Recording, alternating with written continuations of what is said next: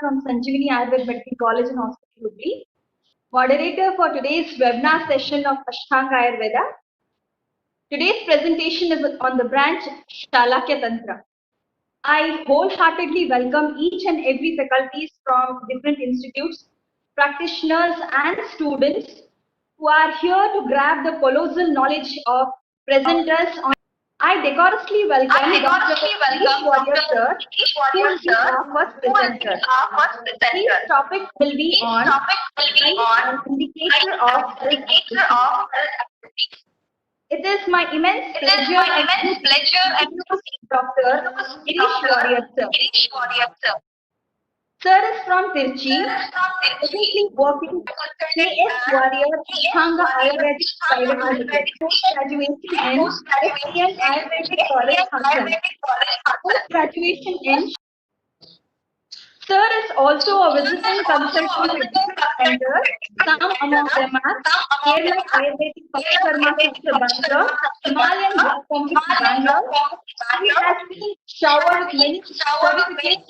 Some among them are Diploma in Professional Q Training Academy, UK, certificate in Diabetic Retinopathy, IDF, Diabetes, European Union of Medical Specialists, and like many others. Sir has worked as principal investigator for a study on Ayurvedic treatment modalities for management of cataract. Led the Ayurvedic ophthalmological treatment team at IAM Healthcare Center, Bangalore. We are very much well by your presence this webinar, sir. Please do continue the session. Thank you, Dr. Suma. Thank you for that one. First of all, I'd like to thank Sanjeevani Ayurveda Medical College and Hospital for giving me this opportunity to share. I would also like to thank my teachers who are, because of them only I am here today. So specifically my Shalakya department teachers, my HOD and guide Dr. Ashwini MJ, other professors like Dr. Amarnath HK, Dr. Abhijit HN, Dr. Gurraj Anil Bhatt and Dr. Dheeraj BC. So it is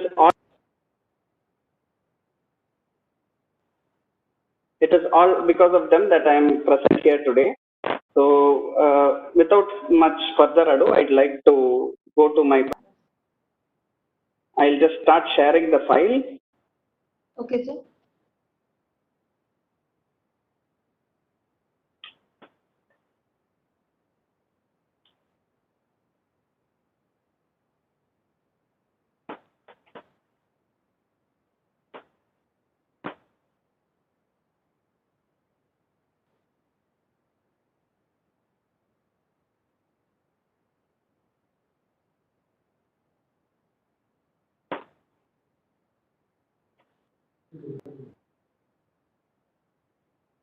Is my presentation visible?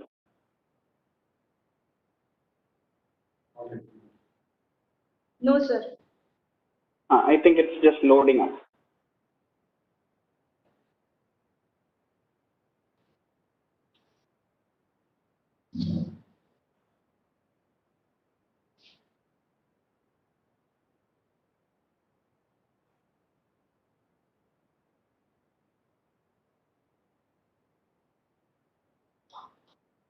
Now? Yes, sir.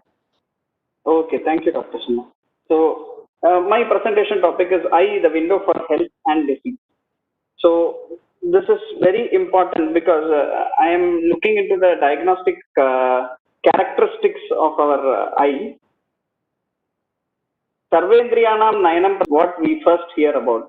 Sarvendriyanam Nayanam Pradhanam. The eye is the most important of all organs. So why is it important? So there are many things which can be observed by through the eye, by an eye examination, a simple eye examination. So things like growth hormonal pathway can be defined, neurological pathway can be visualized, and vascular pathway is also visualized. The eye is the only, the retina is the only area where you can see the vascular structure active and live without disturbing it.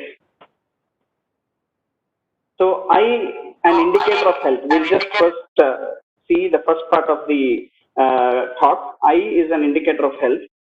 So how is that? Now, looking at the examination of eyes, eye is the conveyor of health and disease that is already established. This is in our science, it is particularly established by Ashtasthana Pariksha or Ashtavida Pariksha by Yogaratnakara. So the importance is such that Drik Pariksha or eye examination is put first in all parikshas, as well as in the general line of pariksha for any patient. Darshanam, Sparshanam and Prashanam is given. So Darshanam is the first to be done. So in a healthy person, just looking at the Prakriti assessment. So Prakriti, I have put a small table here. Some lakshanas are mentioned by Shushruta in Shushruta Samhita, Sharira Sthana, 4th chapter. In Vata Prakriti person, Avyavasthitam Ati Chala Drishti is mentioned in the 65th sloka, 69th sloka. And in Kapha Prakriti person, Shukla Aksha is mentioned in the 70th sloka in the same chapter.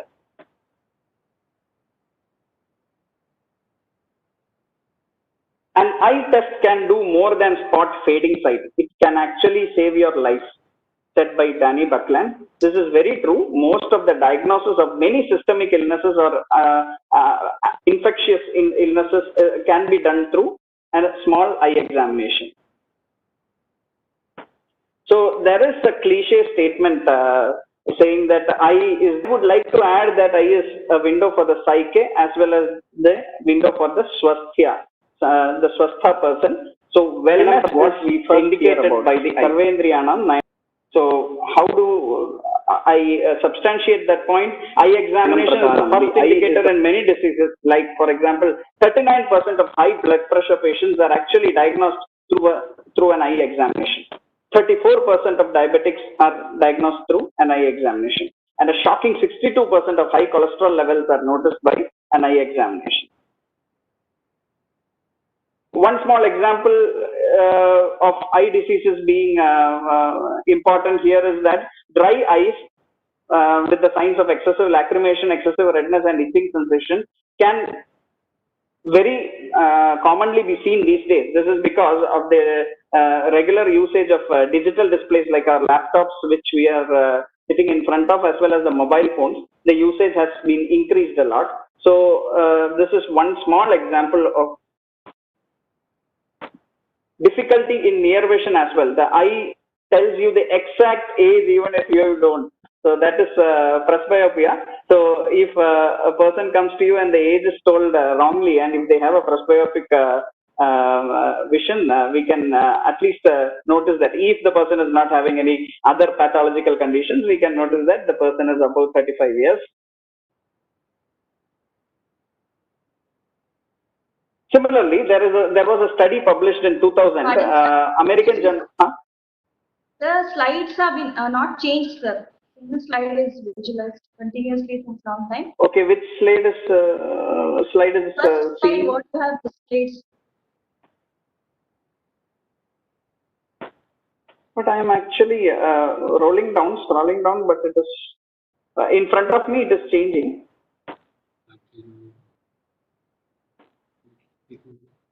There is no change in any slide?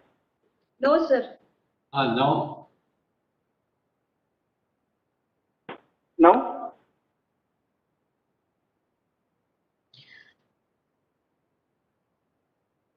Now you are in which slide, sir? I am in Prakriti assessment slide. Okay, now we are going to teach online.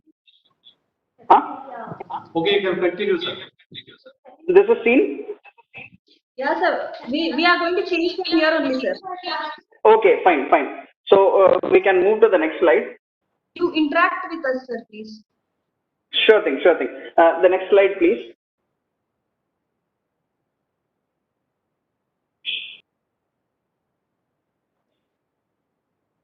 Next.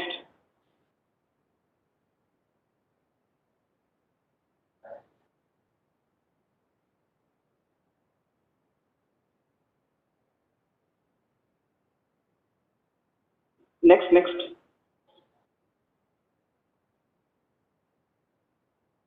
its relation between eye color and cataracts? Exactly.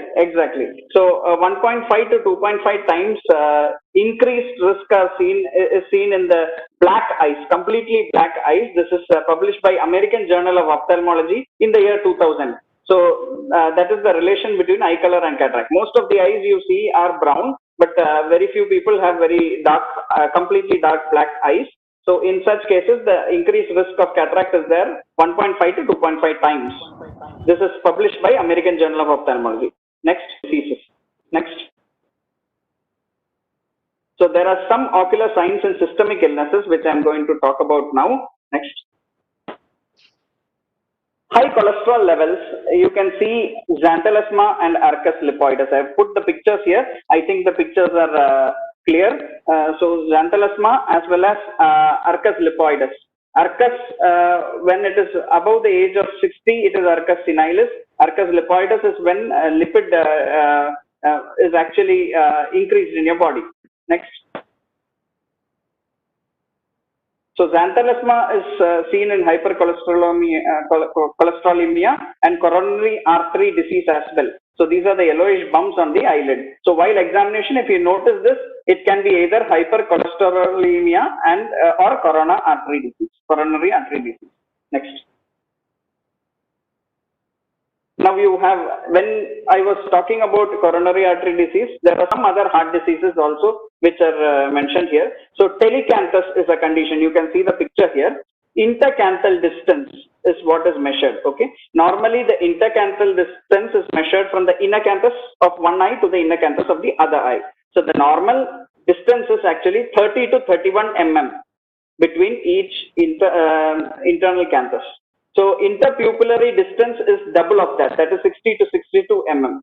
So when the distance is more than this, the pulmonary, it is a sign of pulmonary stenosis or aortic stenosis. So when you are with telecanthus, you can almost come to the conclusion of a heart disease of pulmonary stenosis or aortic stenosis. Next. In generally heart diseases, dilated conjunctival vessels are also a sign. It need not always be heart disease, but this is one additional sign which you can notice. Next.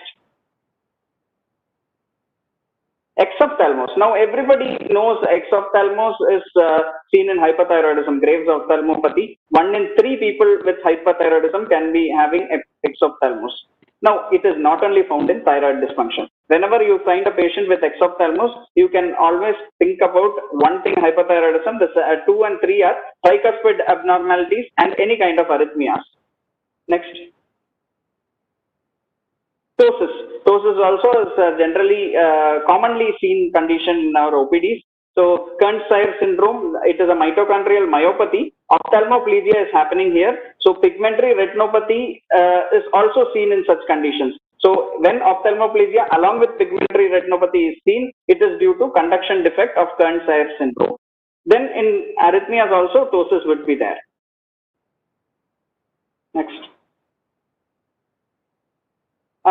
Some other diseases like aortic and mitral valve defects, you can see blue sclera.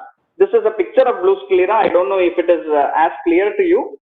You can see the sclera is bluish in color. The blue sclera is due to underlying choroidal veins showing through. Also seen in osteogenesis imperfecta. It is a type 1 collagen not forming properly, thereby the sclera being slightly translucent, thereby the vessels, the conjunctiva being translucent, and the vessels underneath can be seen through. Next. So ocular signs in viral infections. Moving on to viral infections. Next.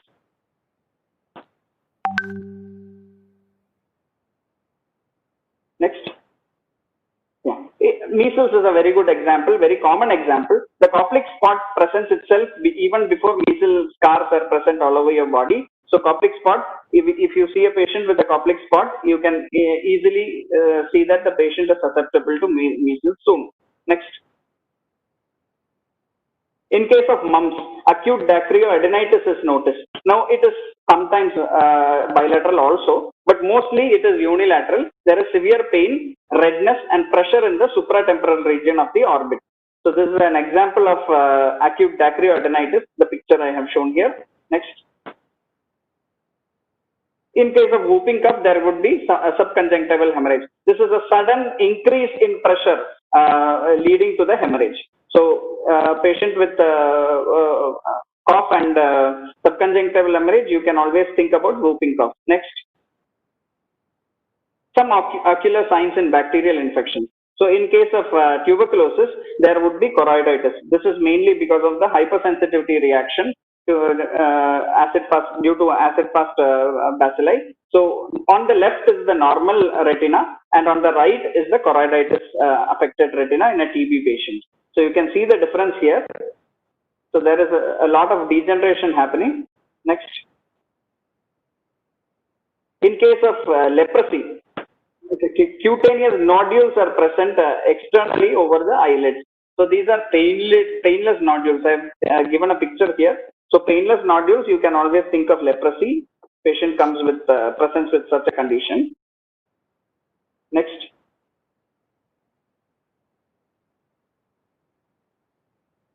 In case of leprosy, there is another sign which is usually seen. It is dacryocystitis. So there is most of you would have seen in the OPD itself a lot of dacryocystitis cases, pain, redness and swelling of the lower eyelid at the inner canthus. So excessive tearing can be a sign. Pus or any kind of discharge from the eye can also be seen, usually associated with a fever. So dacryocystitis, again, you have to consider if the patient is having any systemic illnesses, bacterial infections like leprosy. Next. In case of septicemia, you will see endophthalmitis. This is a picture of endophthalmitis here, which there will be visual loss, eye pain and irritation, some headache, photophobia, and ocular discharge. Intense ocular and periocular inflammation would be seen. So this is an advanced stage of endophthalmitis, which I have kept a photo here of. So you will see cases with even milder signs of endophthalmitis. Next.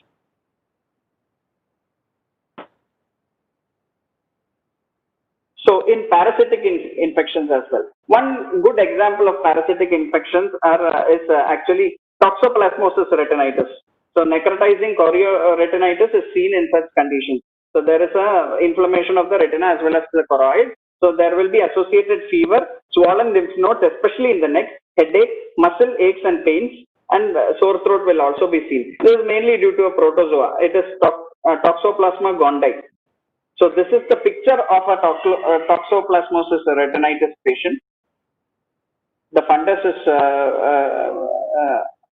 totally, the retina's tissue is actually destroyed here. Next. Hydatid cyst. Hydatid cyst, when we see liver disorders, we see hydatid cyst of the liver. So it is mainly because of echinococcus. There, it can also come and settle down in the eye. Eye swelling with lead edema. In the first picture, in the collage of pictures I have kept here, you can see that edema. The echinococcus can affect the eye as well. So eye swelling with lead edema can cause the disturbance in the movement of the eye. Next. In case of cysticercosis, cysticercosis is again a very commonly known case of parasitic infection. I remember that I have seen such a similar case with when I was in the OPD with my HOD and guide, Dr. Ashwini MJ, in our Chikmagalur OPD. So cysticercosis, there is associated uveitis and red eye, retinal hemorrhage, and reduced or loss of vision completely. So this is mainly due to the tapeworm from pork. If not cooked properly, if meat is not cooked properly, this can happen. Even if vegetables are not cleaned properly, this can happen. Next. Ocular signs in hematological disorders.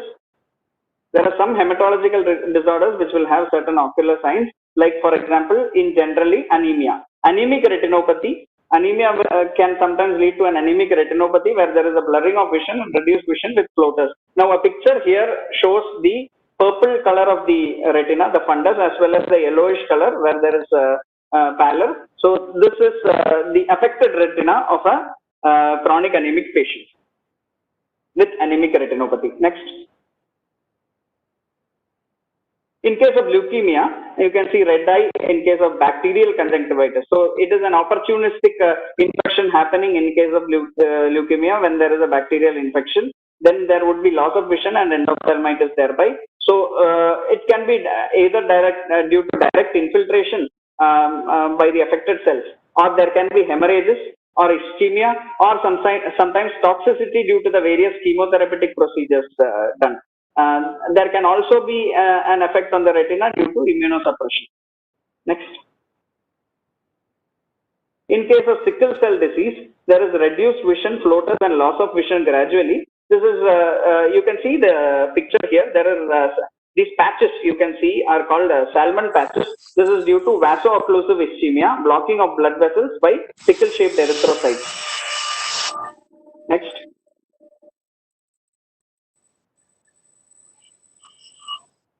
Myasthenia gravis is also considered here. It is a hematological condition here due to acetylcholine receptors blocking by circulating antibodies. So there is a ptosis, either the drooping of the eyelids, either unilateral or bilateral. This is a picture here of an example of myasthenia gravis patient with a ptosis. So whenever a patient comes with ptosis unilaterally, you can always think of myasthenia gravis. Next.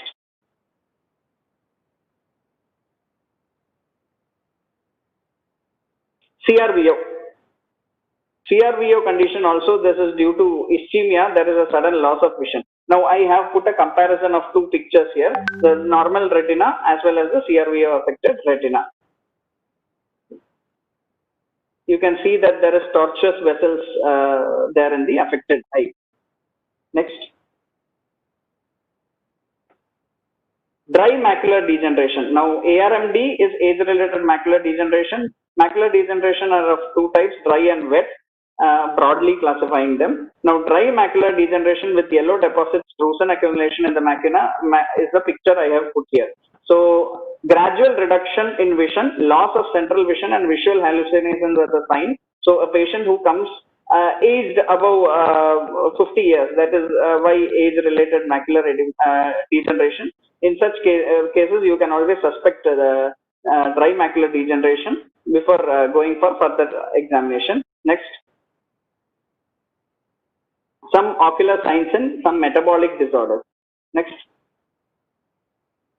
So, of course, liver disorder is the first thing we always think of when we see a change in the eye. Icterus is seen. So, this is a picture of gross icterus. So, next.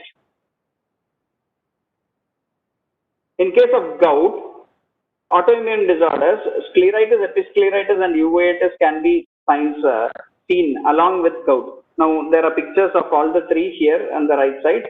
Red eye, itching sensation, burning sensation, and excessive watering. So, any patient who comes with any of these symptoms, I think we should take a detailed history of any systemic diseases like gout. Next. Diabetes. Now, diabetes, you have many signs seen in the eye. Diabetes can cause diabetic retinopathy where reduced or loss of vision is there. Repeated internal hordeolum in elderly, it is not a very common sight, but it is not very rare too. So you can see it uncommonly. And of course, vitreous hemorrhages are seen. Diabetic retinopathy can also lead to diabetic macular edema, which is a wet type of macular degeneration. Next. So eye is the best indicator for diabetes. Specifically on diabetes, I'm just sharing here. Next. This is because now diabetic retinopathy broadly classified into two types, proliferative and non-proliferative. So there are the comparisons here. When you look at the retina, so non-proliferative diabetic retinopathy, aneurysm, hemorrhage, and hard exudates can be seen here. And in proliferative diabetic retinopathy, an excess of growth of abnormal blood vessels are also seen. So just looking at this, if the patient, most of the time when the patient is not diagnosed with a diabetes, such patients, when he or she comes with the complaint of reduced vision, you might mostly see non-proliferative diabetic retinopathy as the first sign. Proliferative is only when it is even gone further. So non-proliferative diabetic retinopathy can always indicate diabetes in the patient, and when you most of them would be actually non-diagnosed with just a case of blurred vision or difficulty in vision. Next. So vitreous hemorrhage associated with diabetes. Here is a picture of a vitreous hemorrhage the affected eye on the right side and the normal retina on the left side. Next. So cataract in diabetes as well. So cataract in general is having many different types, but in particularly in diabetes, you can see when you are looking at the eye, a patient comes with a complaint of cataract or loss of reduced vision. When you are looking at the eye, if you see snowflake cataract, you can always suspect diabetes. Posterior subcapsular cataract also is seen in diabetic patients. Early senile cataract is also seen. Mostly senile cataract, when it starts early, then it can be due to diabetes. So a history can always lead you to the correct diagnosis of diabetes as well. Next. So this is a snowflake cataract. This is a picture of a snowflake cataract. You will see small snowflake like presentation in the lens. Next. So that's a picture of posterior subcapsular cataract. This picture was taken by Edward S. Harkness Eye Institute, Columbia University. Next. So, of course, earlier I have mentioned about thyroid ophthalmopathy in hyperthyroidism. So, that is another systemic illness where a patient comes with exophthalmos, you can diagnose hyperthyroidism. Next. Ocular signs and deficiency disorders. Next. In case of vitamin A deficiency, there can be signs of night blindness, xerosis of the cornea and conjunctiva, white-hot spot, and xerophthalmic fundus. So excessive dryness is seen most of these cases. Next. That's a picture of the xerosis of the eye. It's quite advanced. You can see the dryness associated with that. So patient comes with such a sign, you can always suspect vitamin A deficiency. Next. White-hot spot, I don't know if the picture is very clear. You have a white-hot spot on the 7 o'clock position of the eye. So that's a white-hot spot. Next. Xerophthalmic fundus is seen. So you can, when you have a fundus examination, the normal retina is on the left side and the affected retina is on the right side. You can see the xerophthalmic fundus. Next. In vitamin B1 deficiency, corneal dystrophy and corneal anesthesia are two signs seen. So this is a very advanced stage of corneal dystrophy here. The corneal tissue is damaged completely. There will be corneal anesthesia also in some cases. Maybe before starting of dystrophy, you might be able to see a patient with corneal anesthesia. Next. Vitamin B2 deficiency, there is a burning sensation, photophobia, as well as pannus. I've tried to take a picture of pannus here, but swollen blood vessels and redness around the cornea in the conjunctiva can be seen. That is mainly due to vitamin B2. Next. Deficiency. And in vitamin C deficiency, hemorrhages are said, particularly subconjunctival hemorrhages can be seen. This is a picture of a very advanced hemorrhage, subconjunctival hemorrhage. Next. Vitamin D deficiency, you can always see papilledema or increased lacrimation associated with that. So increased lacrimation will be there, and when you have a fundal examination, there will be papilledema here on the right side. Fundus associated with papilledema. Next.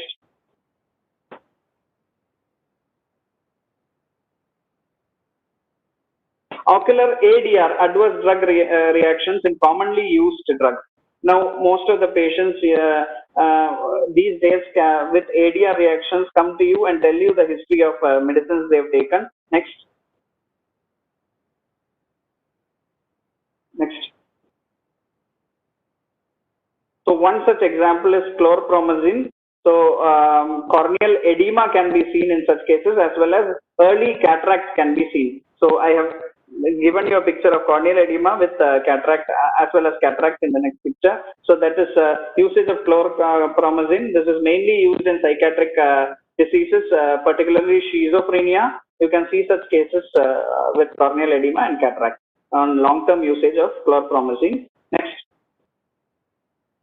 Adverse drug reaction to tricyclic antidepressants, patients who are on antidepressants, there is always mydriasis seen. So physiologically itself, the mydriasis would be there. Dilation, eye would be dilated, and the physiological adaptation of the eye for light would be affected by this. So you can see such presentations in patients who use tricyclic antidepressants. Next. In case of corticosteroids, regular and long-term usage, there will be always glaucoma, particularly open-angle glaucoma. You can see an example of the optic disc cupping when you have a retinal examination can be a clue to the glaucoma present because of a corticosteroid long-term usage. Next. In the point of view of Ayurveda. Next. So I put a small table here, some diseases, their lakshanas and their references as well. So these references are taken from Charaka Chikitsasthana, 17th chapter. So in case of Mahashwasa, there is Vibhranta Lochana. A patient comes with Vibhranta Lochana, the patient can be affected or suffering from Mahashwasa. References 40 to 48 sloka. In Urdhva Shwasa, Urdhva Drishti is noticed, 49 to 51 sloka. In Chinna Shwasa, Viplutaksha is seen, 52 to 54. And in Tamaka Shwasa, Uchritaksha is seen, 55 to 62 slokas. Next. There are some other conditions also listed out. In Pittaja, Arshas and Kamala, you can see Haridra Netrata. In case of Amajirna, Mrit Bhakshanajanya Pandu, Kafaja Shirashula, you can see Akshikuta Shota. And in case of Raktaja Abhishyanda, you can see Akshi Raga. Next. In Pandu, in Vataja Pandu, Twakmutra Nayanadinam, Ruksha Krishna Arunabhata is mentioned in Madhava Nidana.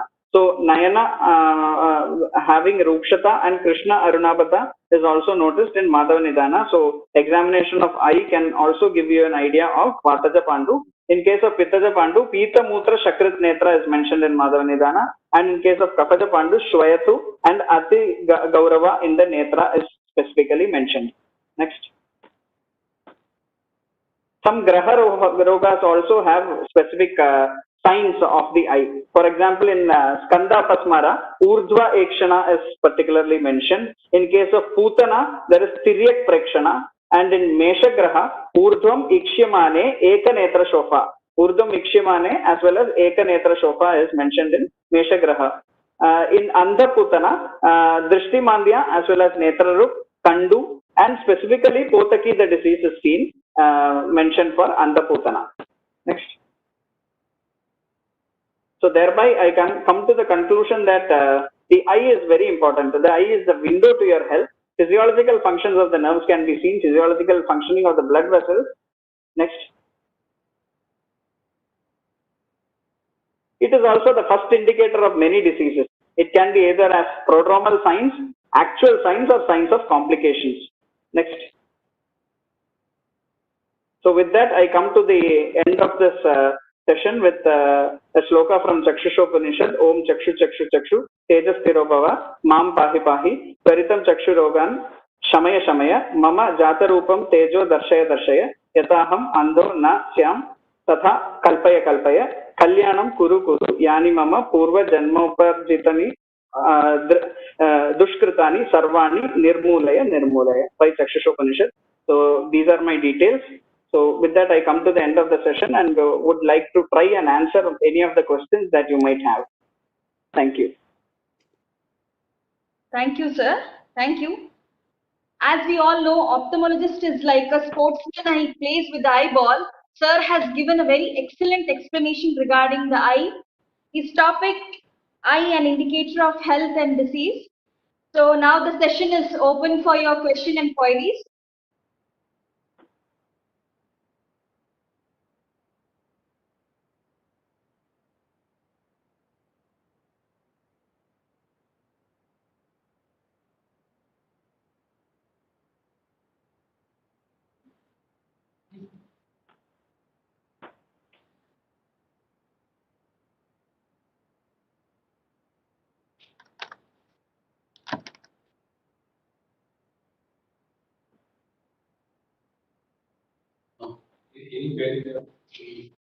Any queries? Please, anyone, if they can ask the presenter.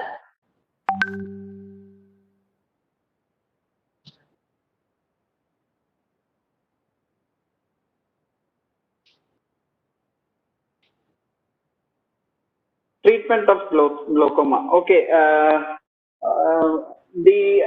That's a very broad question here. There are lots of treatment lines for glaucoma. Now you have Jalokavacharna can also be utilized, and there should be other treatment lines along with some Kriyakalpas as well. Very specifically, we can go for in a general basis for all glaucoma cases which are acute, that is associated with excessive pain. You can always go for Pindi, so thereby reducing the pain, but then you have to go for internal medication as well as the Kriyakalpas to be done. So this is a very broad question. Thank you. Diabetic retinopathy, that's again, okay, in case of diabetic retinopathy, we have to understand what type of diabetic retinopathy it is. So there are mild stages, moderate stages, and severe cases. So in case of mild and moderate, we can also always go for treatment. First of all, diabetic control is the first line of treatment which we have to do. If the patient is not under diabetic control and there is a fluctuation, this can lead to diabetic retinopathy leading to a hemorrhage. So thereby, in case of diabetic retinopathy, we have to first give diabetic control. After that, go for internal medications on improving the retina, as well as Kriyakalpas would also help for improving the vision. But internal medications are needed specifically for diabetic control. Is there any relation between dandruff and eye pain? Yes, of course. You can see in case of cirrhosis also, dandruff and eye pain is associated with that in case of cirrhosis. Any further questions? Sir, explain about allergic conjunctivitis. Its management, sir. Allergic conjunctivitis management. So if it is an allergic conjunctivitis management, Ayurvedic management. Okay, Kriyakalpa should be the first preference immediately, because the patient would come mostly with an acute sign of allergic conjunctivitis, excessive redness and irritation along with excessive watering.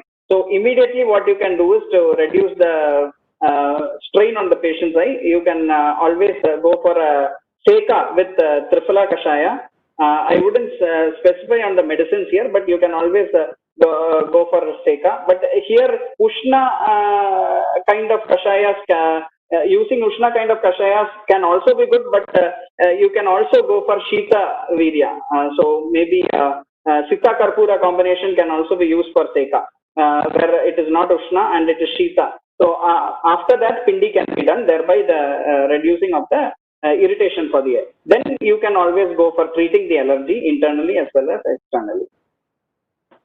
So similar to laser treatment, what we can do, any treatment for long-sightedness? Laser treatment is used for many diseases. Now, which in particular would be a question I would like to ask doctor, because if it is okay, maybe the doctor is asking for correcting the vision, laser treatment. Always, yes, if it is very high visual disturbances and myopia or hypermetropia, if it is very high number, I think we should surely go for measures like the LASIK treatment. Otherwise, Kriyakalpas would always help. I have been trained as well as by my teachers, as well as I've been practicing the practice of reducing power of eyes of many people, specifically children, when they start with myopia or hypermetropia, and then we can give Kriyakalpa treatments like Ashtotana, Tarpana, etc. And thereby over a long period of time, this can be corrected. So I think Ayurveda can always show good improvement in such cases. There are cases who have even removed spectacles, but those are only in case of mild power difference.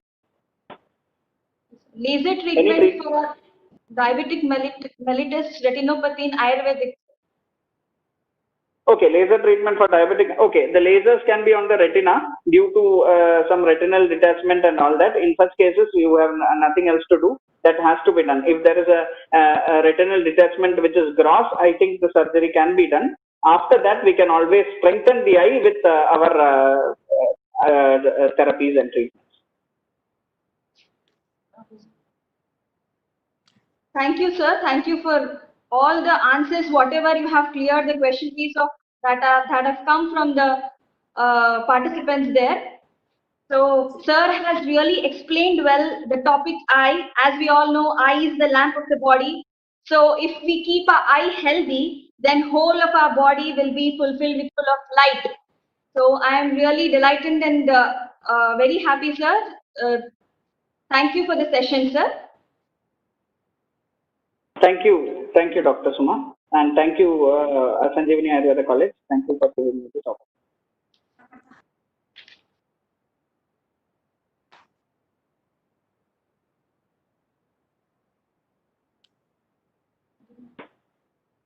Now, moving on to our next session, presenter is Dr. Satish Hadimani, sir. So, his topic will be clinical approach on nasal disorders. It's fearless opportunity to introduce Dr. Satish, sir. Sir is basically from Harvard. Sir has completed his undergraduation in Mahaganapati Ayurveda Medical College, Harvard, and post-graduation in Shalakya Tantra at STM College of Ayurveda, Hassan. He has teaching experience 3 years in post-graduation and 12 years in undergraduation. He has been awarded with Pattabhisheka Award for his academics in his own college for being stood as first in MS Shalakya Tantra. He was best presenter at international seminar for his topic, a role of Ajakshira Ashwatthana in the management of Vataja Abhishanda held at STM College of Ayurveda, Udupi. He has published many articles and some of his publications were Dr. Hadimani's textbook of Kriya Kalpa, Dr. Hadimani's textbook on Netra Chikitsa, and many other. Sir has attended many seminars, international and national.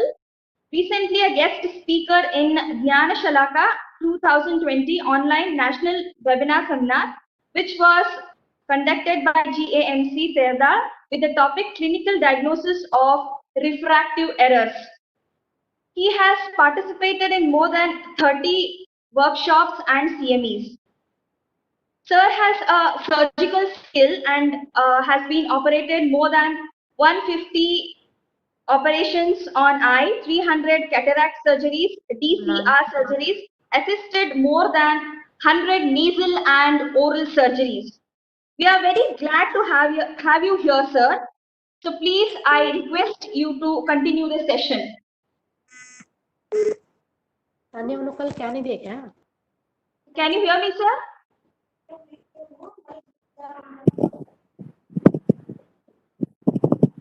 Yes, madam. Yes, sir. Welcome, sir.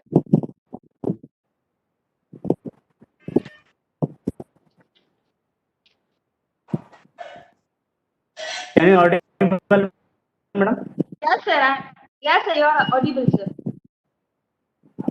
Am I audible? Yes, sir. Yes, sir. Your voice is breaking, sir.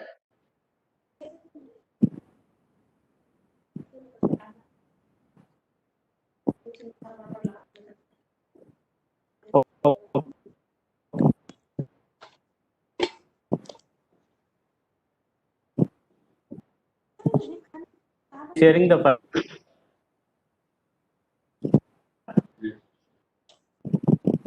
Sharing the PPT, ma'am.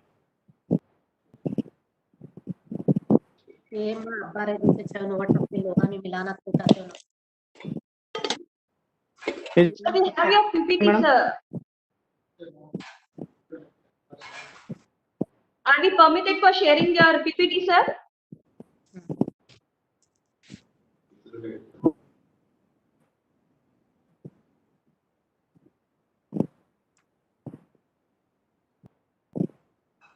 PPT. Sir, your voice is breaking up, sir.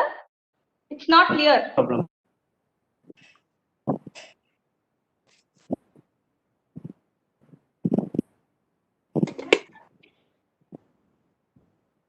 एक जरा गोली के क्या खाली दूध दूध लगता है. Shall we share your PPT, sir?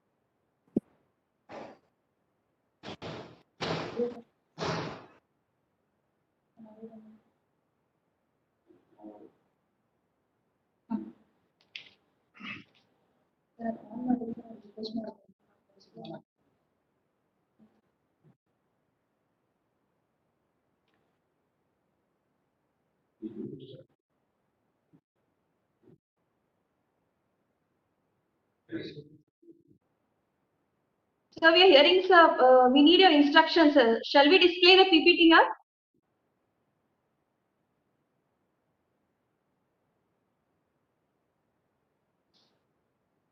Got it? So shall we display the PPT here, sir? Yes, Am I madam. audible? Audible, madam. Yes. Shall I So you start, can madam? start the session, sir. Okay. Welcome you all for this Ashtanga Ayurveda webinar seminar conducted by Sanjeevani Ayurveda Medical College, Hubli. So myself, next slide please. Myself, Dr. Satish Sadimani, Associate Professor, Department of Shalaki Tantra, SGR Ayurvedic Medical College, Solapur, Maharashtra. Next slide. Next slide. So today I'm going to present in the topic clinical approach on nasal disorders. Next slide. Okay. So as all of you know that the whole world is looking towards the importance of the nasal mucosa. Okay. As the pandemic COVID-19 is giving importance of nasal mucosa for irrespective of the community, irrespective of the nation related to the nasal mucosa. Okay, so one should have the healthy mucosa of the nose. So that is very important for the controlling or spreading of the disease like COVID-19. Okay. Next slide. So today I'm going to presenting nasal disorders in day-to-day practice. What we have seen in different types of nasal disorders. Many of the nasal disorders explained in Ayurveda and modern science. So mainly what are the main diseases are explained. So mainly in OPD level we see the sinusitis, allergic rhinitis, allergic atrophic rhinitis, DNS, nasal polyp, vestibulitis, epistaxis. With relation to the Ayurveda, whatever the Pratishaya, Putinasa, Nasapaka, Nasanaha, Nasaharsha and Nasagata Rakta Pitta. Next slide. Okay. When we looking towards the Samanya Nidana explained by Sushruta, Nari Prasangah Shiraso Abhitapo Dhumo Rajah Shitam Ati Pratapah Sandharana Mutra Purushayascha Sadyah Pratishaya Nidana Muktam. Okay. So according to Sushruta and Charaka also mentioned, so I have quoting here. Next slide. Whatever these Samanya Nidana explained by the Acharyas, we can classify into different way. Next slide, please, madam. Okay. So when we looking towards the Nidanas, so we can. Am I audible?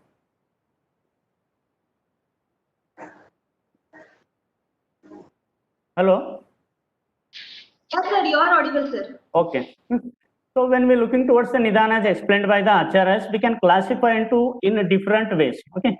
So when we see the nidanas, excessive intake of cold things, exposure to rain, swimming, taking incompatible foods, etc., we can classify it into tridosha dusha karanas. Okay, so like that, psychological causes, excessive anger, fear, etc., can be classified under the manodosha dusha karanas. Okay, so when we looking towards the, if the patient is having shiroabhigata, nasaabhigata, etc., can be classified under the abhigataja karanas. Next one. Then when the patient is having the history of exposure to dust, smoke, exposure to cold, wind and sunstroke, so these can be classified under the whatever the allergic factors or allergic causative factors. Okay, when we see the ill health, weak personality, loss of immunity, low socioeconomic status, living in unhygienic surroundings, etc., can be taken under the whatever the Kshina Bala Nidanas. Okay, so which are called debilitative factors. Then peripheral regions, whatever the diseases which are surrounding parts of the nose, can be caused for the development of the nasal disorders. For example, pharyngeal, laryngeal, oral and auricular disorders can be caused for the development of the nasal disorders. Next one. Then when come to the samprapti, so here it is beautifully mentioned, chayam gata murtani martadayah pratak samastasya tataiva shonitam prakopyamana vividaihi prakopanai runam pratishayakara bhavantihi. So here in shloka, in samprapti only, he mentioned what is the importance of the pratishaya. Okay, so whatever the nidana for the pratishaya, it itself is nidana for the all the nasagata rogas. Okay, so whatever the doshas, martadayah, okay, whatever the vata, pitta, kapha, etc., doshas, so which are separately or in combined with the doshas or along with the shonita, along with the rakta, can be vitiated and which move towards the murdani, chayam gata murdani, which move towards the murdani and causes the development of the pratishaya, etc., diseases. Okay. Next one. When we see the pratishaya purorupa, whatever the prodromal symptoms of the pratishaya purorupa, so here it is mentioned shuro gurutvam ksavato pravartanam tata angamardha parirushta romata upadravashapare prutak vidan runam pratishaya purahasaraha smata. It is beautifully mentioned related to the purorupa of the pratishaya. Shuro gurutva kshavatu, nothing but the heaviness of the head. Hello? Hello?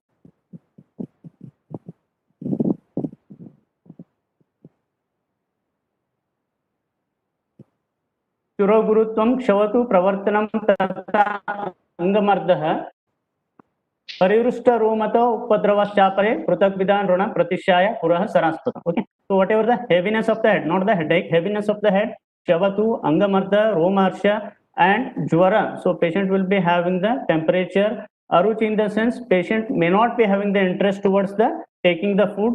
Chirashula, Ashurasrava, Netrakandu, burning sensation, Talu Dharana. So there is the coating of the Talu, Lala Srava and dryness of the throat. So these will be considered as the Purorupa of the Pratishaya. Next one.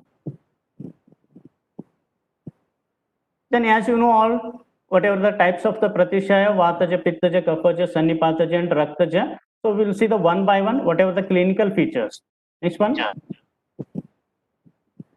So when we looking towards the Vataja Pratishaya, Anadda Pihitanasa Tanusrava Pravartini Gala Talvosta Shoshascha Nistodaha Shankayostata Swaropagatascha Pavet Pratishaya Anilatmaki. So here it is mentioned beautifully about the Vataja Pratishaya. So nowadays we can correlate with the whatever the allergic rhinitis. Okay. So whatever the Anadda Pihitanasa, so there will be the nasal blockage, Tanusrava Pravartini, so there will be the watery or cold or fresh nasal discharge, dryness of the Gala Talu Osta Shoshasha, so there will be the dryness of the throat, lips and palate, then pain and discomfort in the nose, then Shankayostata, so there will be the pricking pain in the temporal region. Okay, then Tirapaka, these are explained by other acharyas. Tirapaka, loss of taste and hoarseness of the voice. Okay, that is Swaropagatascha. Okay, next one. Then Pittaja Pratishaya. So this can be, we can correlate with the whatever the atrophic rhinitis, or so there may be hypertrophic turbinates. Okay. So ushnah sa pitakah sravo granat sarvati paitike krusho ati panduh santapo bhavat piditah saduma sahasa vanvi vamativa cha manava. Here beautifully mentioned saduma sahasa vanvi. So the person feels there is a hot fumes, just like a hot fumes comes through the nasal cavity. Sadumam sahasa vanhi, along with, so there will be the ushna sapitaka. So whatever the discharge will be yellowish or reddish in color, and person will be having the weak and anemic. Krusho ati pandu. So there will be the debility, Kshinabala, and ati pandu in the sense there will be the anemic. So there will be the, when we see the conjunctiva, so there is an anemic. Santapo bhave trishnani. So there will be the fever or temperature, burning sensation in the nose and mouth, thirst. So there will be the bhave trishnani, then piditah, nasal ulceration. These can be seen in case of the pittaja pratishaya. So it can be correlated with atrophic rhinitis, or we can not exactly atrophic, so we can correlate with the vestibulitis. Next one. Then when we looking towards the kaphaja pratishaya, kapha kapha krute grana shuklah shita sraven muhu shuklava basah shunaksho bhavet guru shiro mukah shiro galoshta talonam kandunam ativacha. Okay. So whatever the predominance of the kapha, as we know in all the diseases, so there will be the kapha srava, shukla srava, and person will be having the edema around the surrounding part of the nose, that is eye. Then severe itching sensation will be present in the throat, palate, and lips associated with. So there will be the cough, sweet taste in the mouth, difficulty for the respiration. Next one. Then, so Raktaja Pratisha, so just be looking towards the whatever the symptoms. Redness of the eyes, as the Raktaja it is, so there will be the blood stained nasal discharge, foul smelling through the nose, loss of smell, manifestation of the small maggots. So here he mentioned Murchanti cha atra krimaya. So there will be the manifestation of the small maggots in the nose. Next one.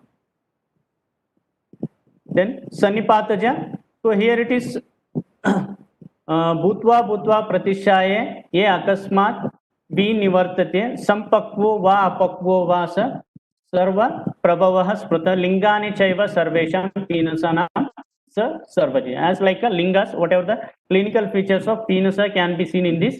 So sometimes here there will be the frequent attacks of the board. Bhutva Bhutva Pratishaye. Then suddenly there will be the development of the suppuration, then severe pain in the nose and head, and clinical features of the penasa. Next one. Then Dushta Pratishaya. Okay. So Sushruta mentioned whatever the complication, whatever the upadrava of the Pratishaya can be considered as the Dushta Pratishaya. Here it is very beautifully mentioned, just like a dual symptoms can be present in this disease. Okay. Praklidyate punarnasa punasya parishusyate muhur anahyate cha api muhur vivriyate tata nishvaso uchvasa daurgandhyam tata gandhanna vipi cha evam dushta pratishayam janiyat kruchra sadham. It is difficulty for the treatment, kruchra sadhyam. Okay. So here he mentioned praklidyate punarnasa punasya parishusyate. Sometimes, so earlier one please. Madam, earlier slide. So sometimes there will be the praklidyate, and sometimes again there will be the dryness of the nasal cavity. Madam, okay. Then muhur anahyate cha api muhur vivriyate. So sometimes there will be the blockage of the nose, and suddenly there will be the normal passage of the nasal cavity. Okay. Then nishvaso uchvasa daurgandhyam. While inspiration and expiration, so the person feels there will be the foul smell through the nasal cavity and associated with gandha naveti. So he unable to having the sense of smell. That is nothing but the anosmia. Next one. And other complications mentioned in this sloka, sarva eva pratishaya narasya apratikarinah kalena roga janana jayante dushta pinasaha pajiryam andya granam gorasya nayana mayanam kasa agni sadashopasya ruddaha kurvanti pinasa. So here it is beautifully mentioned. severe complications of the pratishyaya. Sarva eva pratishyaya narasya apratikarinya. So if the person, if the consultant not treated properly of not treated whatever the pratishyaya in earlier time, narasya apratikarinya, so that will leads to the kalena roga janana jayanti dushta penis, that will leads to the dushta penis, and whatever the complications are bhadirya, so there will be the develop chances of the bhadirya, deafness, then grana na grana, so person unable to having the sense of smell, then gorascha nayana mayanam, so there will be the severe conditions of the nasal eye disorders. Okay, so for example, next slide, then kasa agnisada. Okay, so there will be the development of the whatever the cough and agnisada related to the agni. Next one. Okay, so these are the common complications of the pratishyaya. So here, as I told, deafness, blindness, anosmia. So deafness in the sense, if any inflammation or any infection through the eustachian tube, that may does the inflammation of the middle ear cavity, cholesteatoma, so that may further leads to the deafness. Okay, then blindness or severe conditions of the eye disorders, so through the nasolacrimal duct, so if it is not treated properly, leads to the dacryocystitis, further that may leads to the whatever the uveitis. Okay, so only mentioned blindness, then anosmia, then cough, loss of appetite related to the agni. Next one. Okay, so when we correlating with the whatever the modern science for the understanding purpose, so allergic rhinitis, whatever the vataja pratishyaya, there it is mentioned anadya pitanasa tanusrava pravartini, so same clinical features explained in allergic rhinitis along with the positive factors. Okay, so whatever the sneezing, running nose, stuffy nose, itching in the nasal cavity, cough, sore throat or itching in the throat region, then itching in the eyes, watery eyes, frequent headaches, eczema, etc. can be seen because of the whatever the exposure to the dust, smoke, allergic reactions. Okay, next one. Next one. Okay, so when we see the pittaja pratishyaya, so it can be correlated with atrophic rhinitis, or pitana putinasa can be correlated with the atrophic rhinitis, and then vestibulitis. Okay, so when we see the atrophic rhinitis, so there will be the person will be having the crusting formation. So initially person will have complaining about the nasal blockage, difficulty for the breathing and foul smelling, then along with the, there will be the dryness of the nasal cavity. Okay, so with this, so person will be having the loss of sense of smell along with the watering of the eyes and headaches. Okay. Next one. So we'll see the differential diagnosis with the others. Okay. So before that, so whatever the complaints by the patients, rhinorrhea, whatever the running nose or rhinorrhea, so depends on that we can classify. So what type of discharge is present, whether it is watery discharge, mucus discharge, purulent discharge, and blood stained discharge. Okay. So if the patient is having the only watery discharge in the sense, we can diagnose, so patient may be having the early stage of the common cold. Okay, or else, so there may be chances of the vasomotor rhinitis or CSF rhinorrhea. Okay. So here the importance is how to diagnose whether it is CSF rhinorrhea or whether it is allergic rhinitis in the sense. So when we clean the nasal cavity with the cotton rolled with a probe, so when we clean the nasal cavity, so again there will be the continuous droplet discharge through the nasal cavity, that indicates that is a CSF rhinorrhea. Okay, so whereas in allergic rhinitis it is little bit mucus and sticky in nature, so then we can easily diagnose it is a allergic rhinitis. Okay. If the patient is having purulent discharge, so then we will be having the differential diagnosis: bacterial rhinitis, chronic sinusitis, tuberculosis, long-standing foreign bodies, atrophic rhinitis, and vestibulitis. Okay. In all these, so there will be the purulent discharge. Even in vestibulitis and foreign body, so there will be the purulent discharge. Okay. Then if the patient is complaining about the blood stained discharge, okay, so in that we can diagnose it as, it may be rhinosporidiosis, atrophic rhinitis, nasal granulomas, and nasal diphtherias. Okay, or else whatever the नासागत रक्तपित्त. Next one. Okay. So when we looking towards the whatever the pratishyaya, so it is also correlated with the sinusitis. Okay. So whatever the sinuses, just we have the basic about the sinuses, whatever the paranasal sinuses. Okay. Frontal sinus, ethmoidal sinus, maxillary sinus, and sphenoidal sinus. Okay. So when we looking towards all these locations of the sinus, so we can easy for the diagnosis of the sinusitis, whether it is frontal sinusitis, ethmoidal, and maxillary sinusitis. Usually, we can see the frontal and maxillary sinusitis. Next one. Okay. Then, when we looking towards the acute sinusitis and chronic sinusitis. Okay. So, whatever the Kaposia pratishyaya can be correlated with the sinusitis. Okay.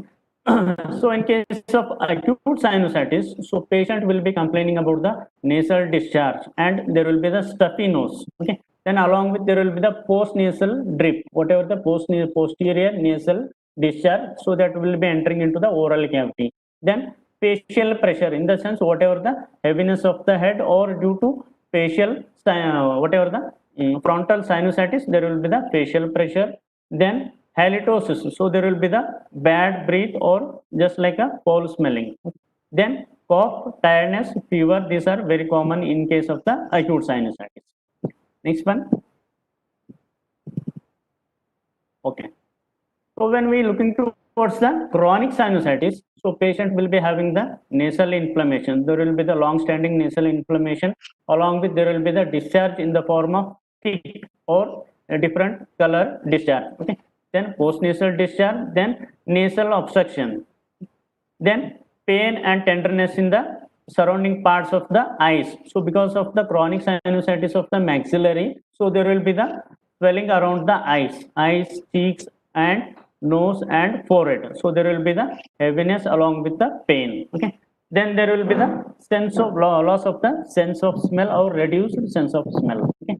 Then apart from that, so other referred pain, just like a referred pain, so patient will be having complaining about that. So there will be the ear pain. Okay. So due to eustachian tube inflammation, ear pain, aching in the upper jaw due to maxillary sinusitis, cough, sore throat due to whatever the postnasal drip, and bad breath. Then along with there will be the fatigue. Okay. So these can be seen with the just like a referred pains. Next one. Then differential diagnosis. Okay. So when we looking towards whatever the frontal, ethmoidal, maxillary sinusitis, so depends on the location. Okay.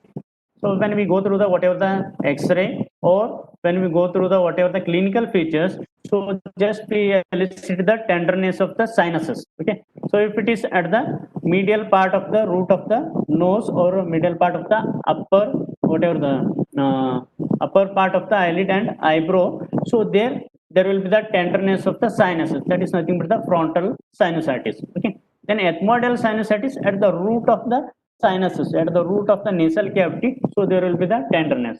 In case of maxillary sinusitis, so at the lower part of the eyeball over the cheek area, so there will be the tenderness, so that indicates maxillary sinusitis. Okay.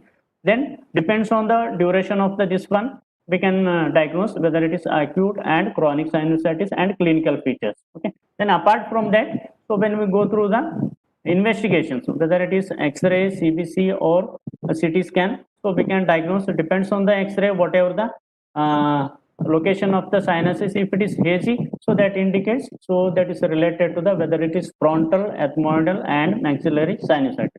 Okay. Next one. Okay.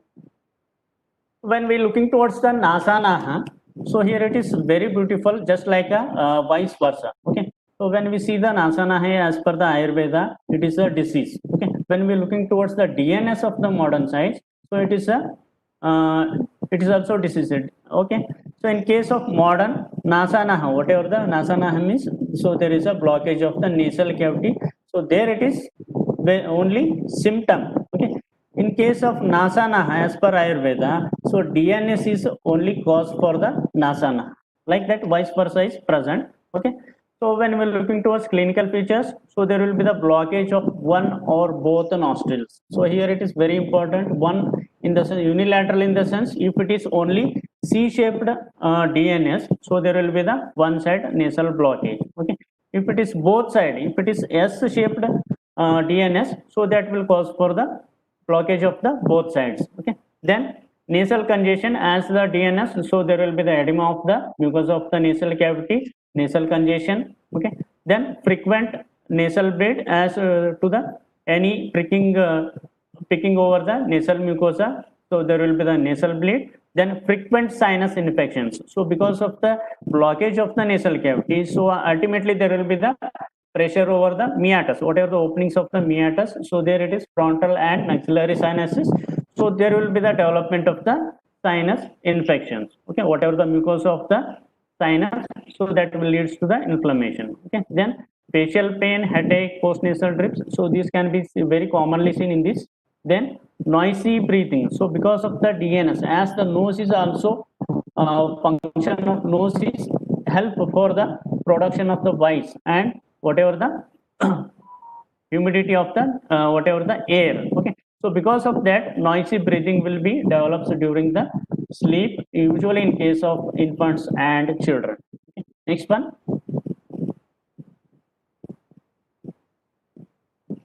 Okay, then when we looking towards whatever the causes related to Nasanaha or DNS, so there may be congenital, inflammatory, then a neoplastic, and so due to any growth in the nasal cavity, granulomatous, then due to any traumatic, okay, so nasal bone fracture or whatever the septum injuries. Okay, then mechanical obstruction. Okay, when we looking towards the unilateral causes, so if it is DNS, okay, so that may be C-shaped, so that will leads to the unilateral. Okay, then if any foreign bodies in the unilateral nasal cavity, so that is also cause for the unilateral Nasanaha. Okay, then if hypertrophy terminate in one side of the nasal cavity, so that is also cause for the unilateral. Then antroconal polyp, whatever the maxillary polyp will be developing anteriorly and posteriorly developing, so only it is called antroconal. Antro means anteriorly and cona means posteriorly. Okay, then tumors, any tumors, so that will cause for the unilateral nasal blockage. Next one. Next slide. Okay, so in case of children, whatever the nasal blockage in case of children, usually foreign bodies, foreign bodies in the nasal cavity of the children, adenoids in posterior side of the nasal cavity, there will be the development growth that is called adenoids, then rhinitis, then nasal diphtheria cause for in case of the children. Okay. Next one.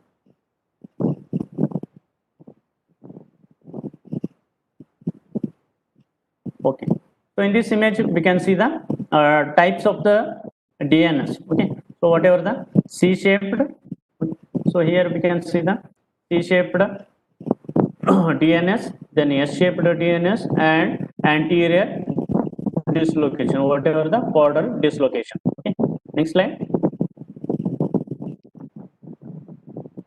Okay, so looking towards the whatever the Nasanaha or DNS, so in Ayurveda it is beautifully mentioned related to the Nasa Sandhana during 5000 years earlier only they have mentioned whatever the Nasa Sandhana, how to do the Nasa Sandhana. Okay, so in modern we can say whatever the submucosal resection or septoplasty or rhinoplasty, whatever the rhinoplasty or septoplasty have been explained in Sushruta in earlier only. Okay, whatever the Nasa Pramanam Prithvi Ruhanam Patra Gruhitva Swavalambitasya तेन प्रमाणेन हि गंड पार्श्वेत उत्कृत्य बंधम त्वत नासिकाग्रम. Okay, so whatever the leaves of eranda should be taken and size of the whatever the nasa whatever the broken, whatever the cut of the nose during the war, so that shape should be taken with the leaves, then that should be kept over the whatever the cheek of the skin, then that shape of the skin should be taken and elevated and putting over the nasal cavity, and just below that, so here it is mentioned vilikya ashu pratisandhita tata sandhu bhaidurya visham pramatah. So whatever the Eranda patra or Eranda Kandanala should be kept just below the whatever the skin, and suturing should be done. So that is called Nasa Sandhana Vidhi. Next one. Okay. So when we looking towards the one more disease cause for the whatever the Nasa hypertrophy turbinates. Okay. So whatever the inferior, usually inferior turbinate having the chances of the allergic edema of the inferior turbinate, that is called hypertrophy turbinate. Okay. In this image you can see the whatever the hypertrophy of the turbinate, so that will leads to the nasal blockage. In this side, nasal blockage, so person is unable to take the breath or difficulty for the whatever the secretions from the nasal cavity. So because of that, so there will be the post nasal drip, along with there will be the development of the maxillary sinusitis. Next one. Okay. And one more is nasal blockage cause is nasal polyp. Okay. So nasal polyps in this we'll see the next slide about the whatever the types. So here clinical features. So there will be the running nose, persistent stuffiness, post nasal drip because of the nasal blockage, then decreased or absence of the sense of smell, then loss of taste, facial pain or whatever the heaviness of the head, then pain in the upper teeth because of the maxillary sinuses, snoring. So during the night hours, because of the movement of the as the air inspired and expired, so there will be the movement of the polyps, so leads to the snoring, then frequent nasal bleeding. Next slide. So when we looking towards the nasal polyps, so mainly there are two types. One is called maxillary polyp and second one ethmoidal polyps. Okay. So ethmoidal polyps are multiple, so which are just like a grapes or bunch like appearance in the root of the nasal cavity, so which can be seen in the anterior rhinoscopic examination. Okay. So whereas maxillary polyp, it is single in nature, it is developing from the maxillary sinus anteriorly and it will grow posteriorly, so only it is called anteroconal nasal polyp. Next one. Okay. So when we see the pathology of the this development of the nasal polyp, there will be the long-standing allergy. So if the patient is having the long-standing allergy, infection or malignancy, so that will leads to the vasodilatation of the nasal mucosa.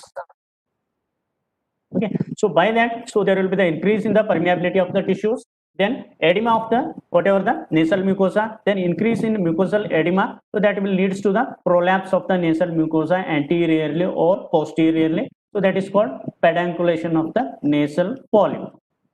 Next one.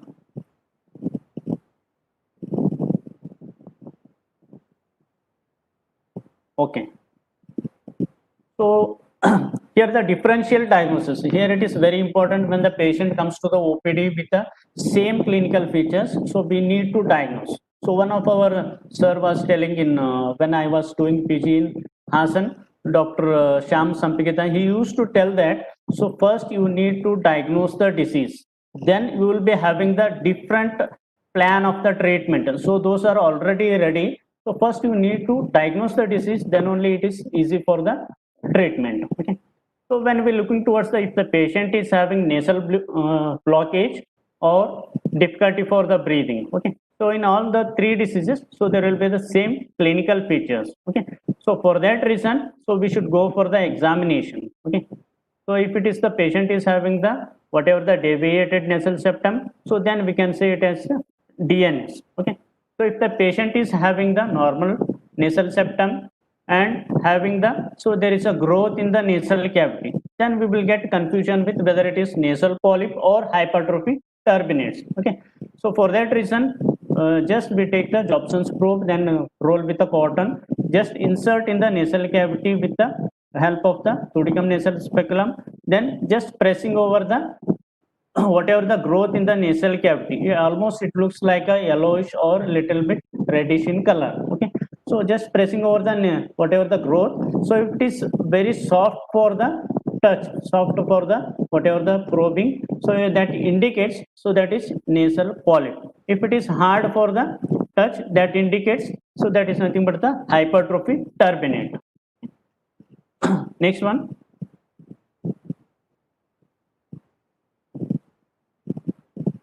Next slide, please. Okay. So one more important disease is vestibulitis. Okay. So why I have mentioned here vestibulitis? So means whatever the Nasa Paka. Okay. So Nasa Paka can be correlated with the vestibulitis. So the importance of this one is whatever the dangerous part of the face. Okay. So when we asking the dangerous part of the face, so that is nothing the tip of the nose. Okay. So if any inflammation to the tip of the nose, so that will be very dangerous, because that will be connected to the cavernous sinus. So only patient will be having the severe pain just touching with the cotton or just touching with the cloth of the whatever the towel. So there will be the severe pain in case of the vestibulitis. Okay. So here what happens, there will be the redness swelling in the tip of the nose. Okay. So when we examine at the vestibule, whatever the anterior inferior part of the this one is vestibule, so there it is pimple like bump. So there is a small yellowish discoloration will be there. So that looks like a folliculitis. Then crusting in the surrounding part of the those whatever the nasal hairs, whatever the nasal cilia. So that is nothing but the vestibulitis. So when we remove that one, try to remove, so there may be chances of the bleeding and there will be the severe pain. Okay. Next one.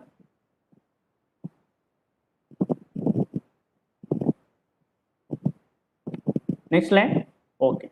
So one more important disease is epistaxis. Okay. So whatever the nasal bleeding. Okay. So when we looking towards the whatever the anatomy of the this one. Okay. So that is nothing but the whatever the anterior inferior part of the nasal cavity. Okay. So that is having the whatever the anastomosis of the whatever the vessels, that is called Hasselbalch's plexus or Little's area. So if any injuries while cleaning the nasal cavity with the nails, so there will be the chances of the bleeding. Next slide. Okay. So if the patient is complaining about the nasal bleeding, so we need to differentiate what type of disease it is, whether it is epistaxis, old foreign body, or atrophic rhinitis. Okay. If the patient is having the history of the injury and along with there will be the fresh blood discharge, so that indicates there will be the chances of the epistaxis. Along with there will be the whatever the bleeding it is continuous, so then only we can say it is epistaxis. Okay.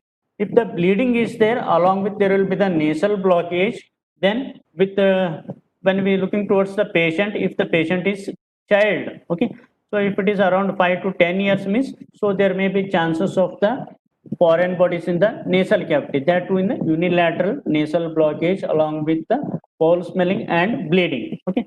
So when we examine, so there is a foreign body surrounded by the yellow crust formation. It won't looks like a foreign, but it looks like a yellow crust, just like a nasal debris. Okay.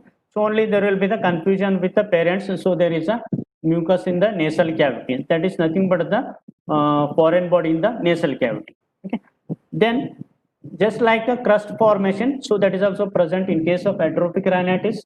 So along with patient will be having the foul smelling, and whatever the crust formation, that is greenish in color and foul smelling, and patient will be complaining about the, so there will be the blockage of the nasal cavity, so that indicates there will be the atrophic rhinitis. When we remove the crust formation, definitely there will be the bleeding. Next one. Okay. So if the patient is having the nasal bleeding, so initial treatment advice for the patient is, so one should keep the head forward. Okay. Head and nose forward, and should not keep the head backward. Okay. So there will be the postnasal whatever the bleeding will be there, so that will clot in the oral cavity. So that reason, so one should make it forward. Then you just punch the whatever the nasal cavity. Okay. So punch the soft part of the nasal cavity, then followed by the ice pack should be kept over the both sides of the nasal cavity. That is initial aid for the nasal bleeding. Next one. Okay. So after this, so we can see the clinical examination of the nasal cavity. So this is very important related to the anterior rhinoscopic examination and posterior rhinoscopic examination. Apart from that, nowadays we can do the nasal endoscopic examination. Okay. Next one. When we are examining the nasal anterior part of the nasal cavity with the Thudicum nasal speculum, so first we need to examine all the parts of the nasal cavity. Nasal septum, okay, middle part of the nasal cavity, nasal septum, nasal mucosa, nasal floor, then nasal wall, lateral wall, medial wall, nasal cavity. Is there any discharge is present? Any growth is there? Any secretion or any foreign bodies is there? Then inferior meatus. Okay, so why it is inferior meatus in the sense? So related to any sinuses. Okay, middle meatus, superior meatus. So that will be related to the whatever the related to the nasolacrimal inflammation or sinuses. Okay. Next one. In earlier one, so in nasal cavity we can see the whatever the abnormalities. So here it is mentioned. Okay, posterior rhinoscopic examination. So in this examination, so just we take the whatever the posterior rhinoscopic mirror. So before that, just instill the whatever the anesthetic spray in the oral cavity, then followed by the tongue depressor. Just press the tongue, then insert the posterior rhinoscopic mirror in the oral cavity just behind the uvula. Okay, so before that, so whatever the mirror that should be kept in the warm water or just over the flame to avoid the fogging of the mirror. Okay, so inserting just behind the uvula, so then we can see the parts. Okay, so posterior end of the nasal septum, posterior end of the middle and inferior turbinates, posterior end of the superior turbinate, posterior end of the superior and inferior meatus. Okay, then apart from that, laterally, so we can see the whatever the opening of the eustachian tube and fossa of the Rosen molar, and superiorly we can see the roof of the nasopharynx and superior part of the oral cavity. So where it is important for the development of the, is there any adenoids or not? Okay, so and then apart from that, so we can see the, is there any post nasal drip, then whatever the nasal polyp, whatever the maxillary nasal polyp, that is antroconal polyp. So that should be examined in case of the posterior nasal cavity. So abnormalities, we can see the polyps, cyst, secretion, foreign bodies, ulcerations, and tumor growth. Okay. Next one. Okay, so this in case of the posterior rhinoscopic mirror, we can see the okay superior turbinate, middle turbinate, inferior turbinate, then posteriorly, posterior side of the nasal cavity, adenoids, then apart from that, laterally, here it is in both sides, whatever the opening of the eustachian tube connecting to the middle layer of the ear. Next one. Okay, so this is the advanced technique of the examination of the nasal cavity, whatever the parts mentioned in anterior and posterior, so which can be visible through the nasal endoscopic, which is having the illumination and camera. Okay, so where we can see the all the parts, whatever the meatus, whatever the internal parts of the whatever the meatus we can see. Next one. Okay, so when we're looking towards the investigation, what type of investigations needed in case of differential diagnosis of the disease means, so need of the basic whatever the CBC. So in that we can rule out the whether patient is having diabetic or allergic growth, so like that, anemic, like that. Then X-rays, so which give the ideas about the whether the patient is having sinusitis or whether it is having the nasal polyps or foreign bodies. Then adenoids. Okay. Then in case of non-cooperative patients, we can go for the CT, MRI, so along with any lesions in the brain. Okay. Then apart from that, if any growth, tumor growth suspecting like that, then we should go for the biopsy examination. Next one.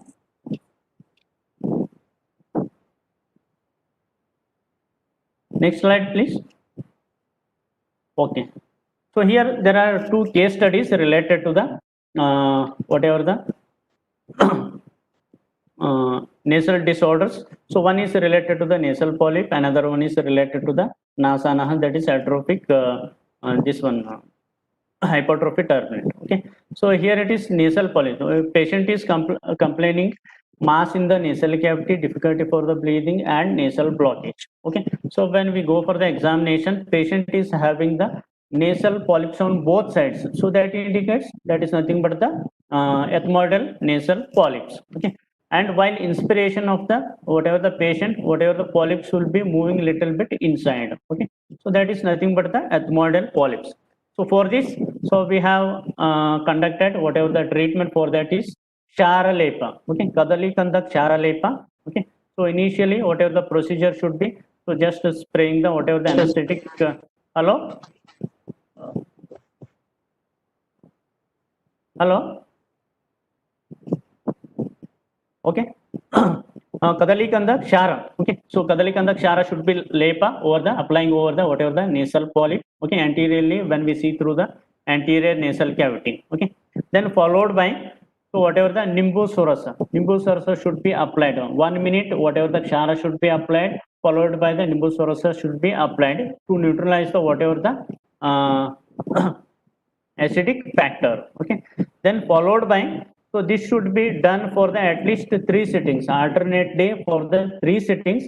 So we have seen after 15 days, whatever the polyp was drastically decreased. And initially patient was complaining about difficulty for the breathing and nasal blockage.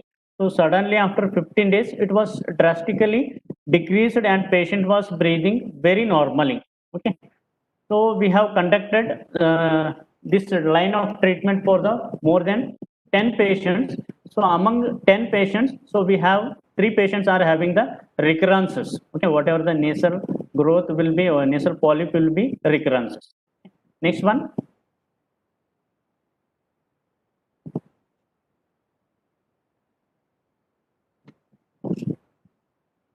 No, madam, earlier, sir. Okay.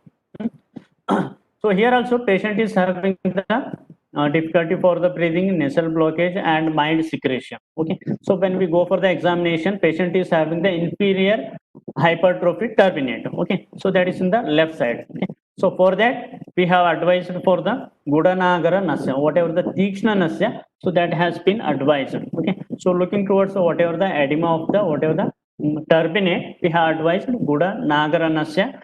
So that is actually indicated in case of Kapaja Pratishaya. We have indicated tried with hypertrophic turbinates. Okay, so that for the the preparation for this is Guda and Nagara with the equal quantity. Whatever the Nagara in the Shunti Swarasa along with Guda equal quantity. So along with 2 to 3 drops of Gok Shira should be added for the proper instillation. Okay, then this Nasya procedure should be done at least, depends on the patient. Initially we started with 4 to 5 drops. If the patient is not getting burning sensation or there will be the severe irritation in the nasal cavity, then next day we go for the 5-6 drops or up to the 8 drops. Okay, so this conducted for the 7 days, then followed by 15 days, 7 days follow up for up to the 4 weeks. So patient was totally decreased with the hypertrophic turbinates. So then we came to know that so this Gudanagara can be very effective in case of the patient. If patient is very in case of the Kapaja, so then we can go for the this type of the Nasya. Next one.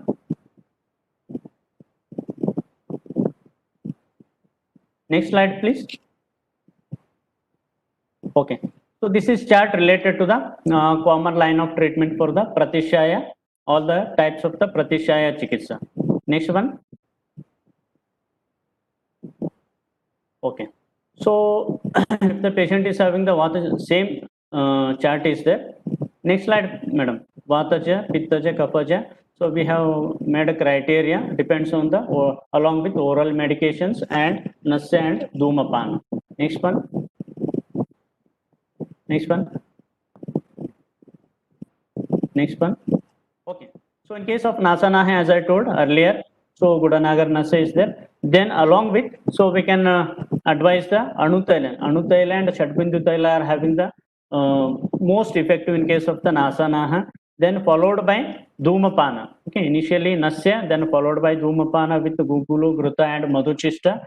And in some patients, so we should do advising for the Shirobasti with the Balataila. Then along with, if the patient is comfortable, then advise the Mamsarasa and Vataja Upakrama. Next one. Then in case of Nasasrava or whatever the Pratishaya, so we can advise the Kshira Sarpi. Okay, Kshira Sarpi, Hingu Vamshadi, Avapedana Nasa. So this is very useful in case of the Kapaja Pratishaya. Okay, then Dhumapana with Tikshna Dhumapana, then Devadaru Chitramula can be advised with the followed by the Nasya. Then along with oral indications of the Mamsarasa, Gandhaka Rasayana, and Shita Yukta Kshira. So just like a immunomodulators. Next one.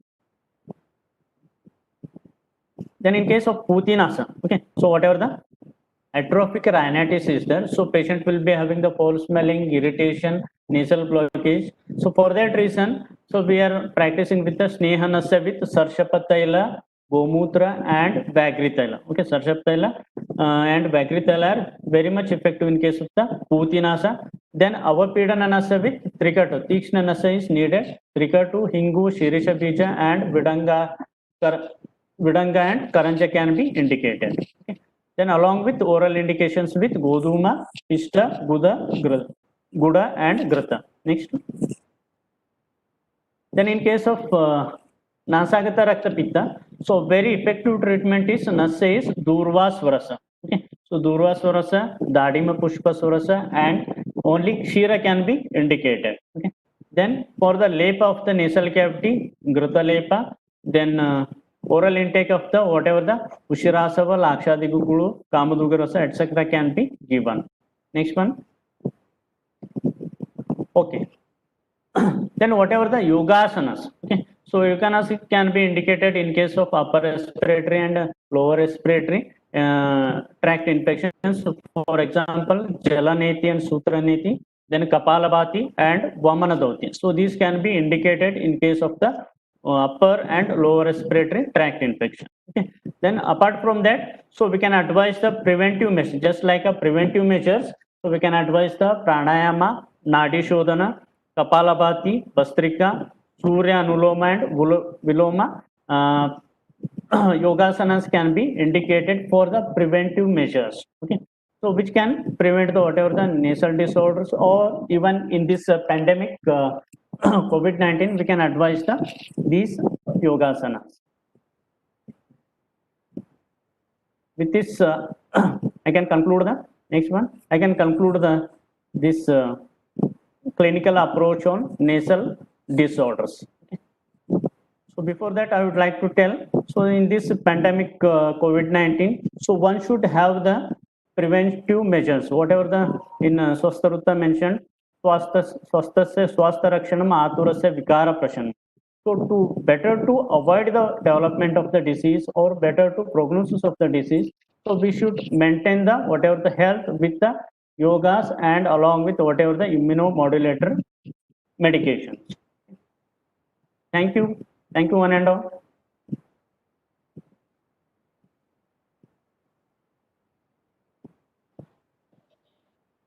Thank you, sir. As they say, all outstanding work in science results from immense zeal applied to great ideas. Here we had ocean flow of great ideas on clinical approach on nasal disorders by Dr. Satish Hadimani, sir. So now the session is open for questions. So the question is, what is the treatment for snoring? Okay. So as I told, in case of the nasal polyp or in case of the whatever the hypertrophy turbinates, so which are caused for the snoring and the sleep during the night hours, there will be the snoring. Okay. So for that reason, we can give the Nasya. Okay. So if it is patient is having early hypertrophy turbinate, so we can advise for the Anutaila Pratimarshanasya, or if it is extending, if it is blocking the total nasal blockage, then we can go for the Tikshna Nasya. The next question is dryness in the nose which causes unable to breathe, sir. What is the treatment for it? So that is nothing but the atrophic rhinitis. Okay, so dryness in the nose, and along with there will be the foul smelling. So that will be difficulty for the breathing. So for that reason, in Ayurveda we can do the Kshira Sarpi Nasya. Okay, so that is whatever the Snehana Nasya should be done in case of the dryness of the nasal cavity. The next question is there any treatment for CSF leakage in Ayurveda? So as the cause is related to the head region, whatever the CSF in the sense cerebrospinal fluid, so that is very severe condition of the whatever the rhinorrhea. So whatever the cause should be treated. Okay. So by the Ayurveda, we can't say whether exact treatment for that. So only we can try with the some sort of the nasya. So whatever the Anutaila and Shadbindu Taila can be conducted. So before that, we should go for the examination, whatever the investigation, CT and MRI. So from where it is leaking. The next question is steam inhalation is beneficial or contraindication? Steam inhalation is very much beneficial. Whatever the nasya, paschat karma, okay, followed by the paschat karma. So Snehana should be done, followed by the steam should be done, then followed by the whatever the installation of the nasya drop should be inserted. Okay, so only it is part of the whatever the nasya procedure. It should be indicated. Management of chronic rhinitis, sir. Management of chronic rhinitis. Okay, so it is nothing but the when we considering the Ayurveda. So chronic in the sense it may be Sannipataja or it may be in case of the whatever the Kapaja Pratishaya. So we can advise the Tikshna Nasya. Okay. So for example, whatever the Gudanagar Nasya or Vidangadi Nasya can be indicated in case of the chronic sinusitis. The treatment of loss of smell in COVID, sir. Treatment of loss of smell.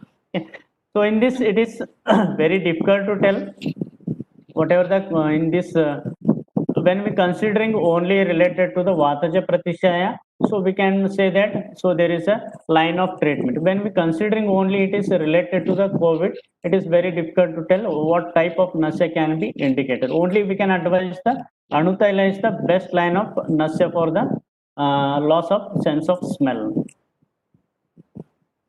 The coronavirus can be compared with which disease, sir? Okay. So it can be compared with whatever the Vataja Pratishaya or Brumshatu can be correlated with the this COVID, this one. Mass formation in left nostril and right nostril. Steam inhalation is enough for infectious disease like corona. What, madam? Steam inhalation is enough for infectious disease like corona. No, ma'am. It is only one type of the line of treatment. Okay.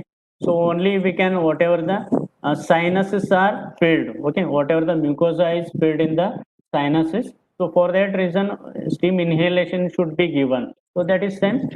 Whatever the mucosa should be maintained. Mucosa should be, if it is healthy, then only there will be the arrest of the further development of the whatever the disease. Okay. So for that preventive measures, we can advise the this one. Okay. So that is only one line of this one preventive measure. Okay. So along with we can advise the whatever the immunomodulator rasayanas.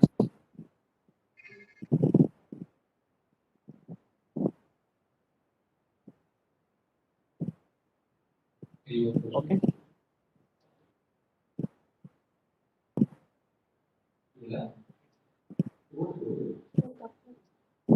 So here one more question. Mass formation in left nostril and right nostril is clear. Also epistaxis, sometimes treatment. Okay. So if it is growth in the one side and another side it is having the epistaxis. Okay. So if it is having the polyp, whether it is having the hypertrophy terminant, so that should be diagnosed. Then followed by, so if epistaxis is related, if if it is related to anterior inferior part of the nasal mucosa, so then only we can say it is related to epistaxis. Otherwise, if it is bleeding from other parts of the nasal cavity, it may be foreign bodies or it may be related to the atrophic rhinitis also.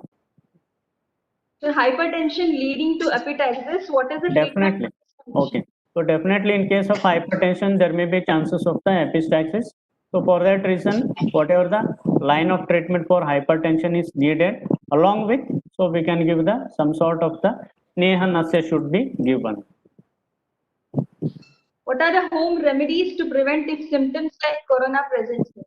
As Ayush Ministry has been given total line of treatment for this is whatever the, so Kada should be prepared along with the Rasayana should be taken, steam inhalation and Tulsi should be taken regularly. So those are home remedies for the prevention of this COVID-19.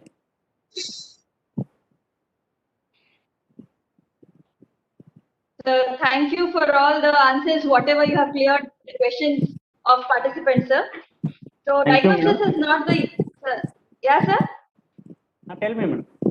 Diagnosis is not the end, but the beginning of the practice with all the knowledge that we have gained today. So I hope we will all practice it genuinely and help the mankind. So thank you, Satish sir and Giri sir, for the session today. So tomorrow again, let us meet with a new session. Moderator is Dr. Irana Sajjan and the presenters Dr. Pratibha Hullur, madam, with her topic Importance of Krimi Chikitsa in Skin Disease. And second session will be Understanding and Managing Apasmara, a comprehensive approach by Dr. Rajendra. Thank you one and all. One more thing, madam. Yes, I sir. have forgotten. So I would like to say special thanks to Dr. Srinivas Banigol, sir, principal of Sanjeevani Ayurvedic Medical College. And we have learnt many of the things from Hubli College when we used to visit the Hubli College for the exams during first year to final year. Then along with, I would like to say thanks to Santosh Boshetter, organizing secretary, then convener, my friend Dr. Somshekhar Huddar, then Shashikant Hiremed. Thank you, madam. Thank you. Thank you, sir. Once again, thank you one and all. Let's meet tomorrow again at same time, 3 p.m. for the next session of Ashtanga Ayurveda.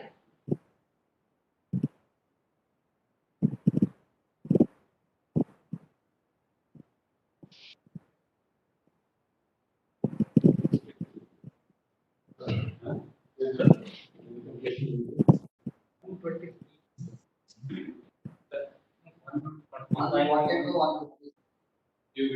to